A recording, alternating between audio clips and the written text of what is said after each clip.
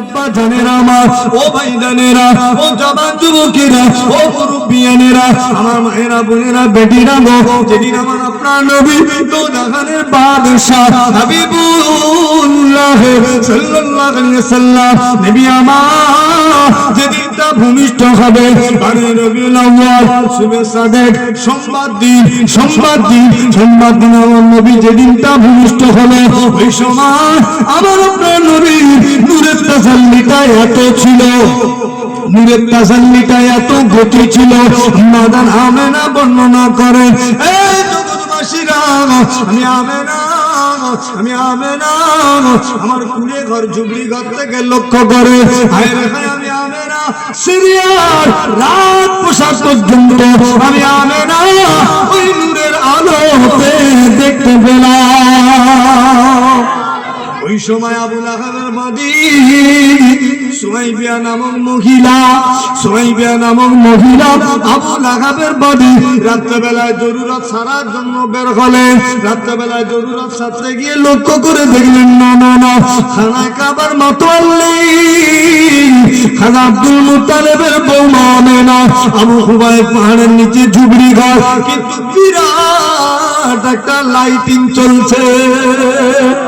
আরো জোরে, এই হঠাৎ করে কোন সময় আলো জ্বলে না, বাতি জ্বলে না, দেখা পাওয়া যায় না, অন্ধকার, আর হঠাৎ করে যদি বিরাট একটা বাতি জ্বলে কি গো অবাক হবে না? হবে না? হবে তো। এদিকে খানায় কাবার মাতোয়াল্লি দেখছে যেন ভূমিকম্প শুরু হয়ে গেছে। কি হয়েছে? ভূমিকম্প। ঘুমের ঘরে উঠে দেখতেছে কাবার ভিতরে যে ঠাকুরগুলো ছিল কার হাত ভেঙে গেছে, কার পা ভেঙে গেছে, কার মুন্ডু ভেঙে গেছে, সব উগুড় হয়ে গেছে। ব্যাপারটা কি ভূমিকম্প হলো নাকি?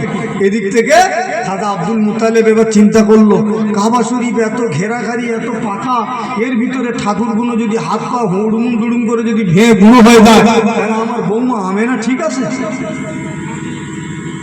একটা চিন্তা, দৌড় দিয়েছেন। তার আগে হযরত সুয়াইবিয়া রাদিয়াল্লাহু তাআলা আনহা তিনি চলে গিয়েছেন, দেখি আম্মাজানের ঘরে এত আলো কিসের?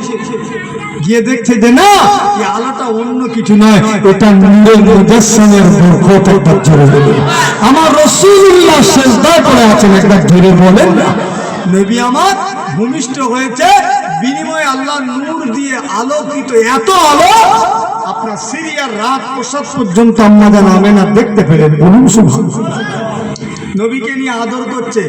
সুয়াইবিয়া হুজুরের দুগ্ধপান আমার রাসূলুল্লাহ করেছিলেন, হালিমা হুজুরের দুগ্ধ, আম্মাজান আমেনা হুজুরের দুগ্ধ, তিনটে নারীর দুগ্ধপান আমার নবী করলেন। তার মধ্যে আম্মাজান আমেনা, আম্মাজান হালিমাতুস সাদিয়া আর আম্মাজান হযরতে সুয়াইবিয়া। একবার জোরে বলুন।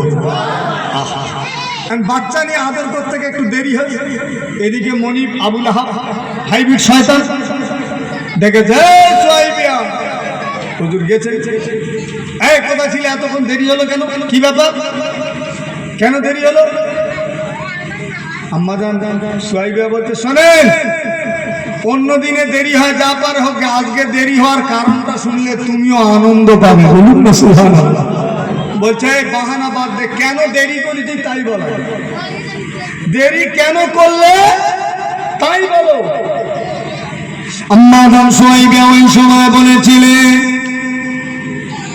ও বাবানি, ও আবু লাহাব, শুনে রেখে দাও, জেনে রেখে দাও, আজকের দিনে আমার দেরি হওয়ার কারণ অন্য কিছু ছিল না, অন্য কিছু ছিল না। আপনার ছোট্ট ভাই আব্দুল্লাহ, বলতে আমার ছোট ভাই আব্দুল্লাহ সেটা আবওয়াবা নামক জায়গায় মারা গিয়েছে। বলতে আপনার ছোট ভাইয়ের স্ত্রী আমেনা, বলতে আমেনা গর্ভবতী। বলতে সব জানি, শুনে রেখে দাও, জেনে রেখে দাও। ও আবু লাহাব, আজকের দিনে দেরি হওয়ার কারণ হলো ওই আমেনার কলিজা টুকরা উদিত হয়েছে। আবু লাহাব, তোমার ভাই আব্দুল্লাহর কলিজা টুকরা, নয়নের তার আখির পুতুল সোনা মানি, অতএব তোমার একটা এতিম ভাতিজা হয়েছে। ভাতিজাকে দেখতে দেখতে দেখতে দেখতে তার নূরের এত তাজাল্লি, তার মুখের এত জ্যোতি, তার মুখের এত হাসি, বাচ্চাটা এত সুন্দর দেখতে, আমি সুহাইবিয়া দেখতে দেখতে আমার দেরি হয়ে গেল। ওই সময় হাইব্রিড শয়তান আবু লাহাব এত খুশি হয়েছিল, এত আনন্দিত হয়েছিল। সুহাইবিয়া শুনে রেখে দে, রেখে দে, না না না না না, আমি আবু লাহাব, তুই যাকে যে খবরটা আমাকে শোনালি, তুই যে আমার খবরটা দিলি, আমার এতিম ভাতিজা হয়েছে, আমার ছোট ভাই আব্দুল্লাহ দুনিয়ায় নাই, আমার ছোট ভাই আব্দুল্লাহ আবু আবা নামক জায়গায় যখন মারা যায়, আমার ভাই আব্দুল্লাহ আমাকে বলেছিল, ভাইদের বলে দিয়েছিল, ও আমার ভাইরা, আমি আব্দুল্লাহ বিদায় নিয়ে চলে যাব, কিন্তু আমার আমেনাকে তাড়িয়ে দিও না, আমার আমেনাকে তাড়িয়ে দিও না, আমার আমেনার পেটে একটা বাচ্চা আছে, ওটা আমি আব্দুল্লাহ আমারই বাচ্চা, ওই বাচ্চাটাকে যেন তোমরা দুর্মুখ করবে না, বাপকে বলে গাল দেবে না, বাবারা বলে গাল দিও না, আমার বাচ্চাকে তাড়িয়ে দিও না। এ সুহাইবিয়া রে, শুনে রেখে দে, রেখে দে, তুই যে এত বড় খোঁজ খবরই আমাকে দিলি, আমার এতিম ভাতিজা হয়েছে বলে খবরটা যে আমাকে জানিয়ে দিলি।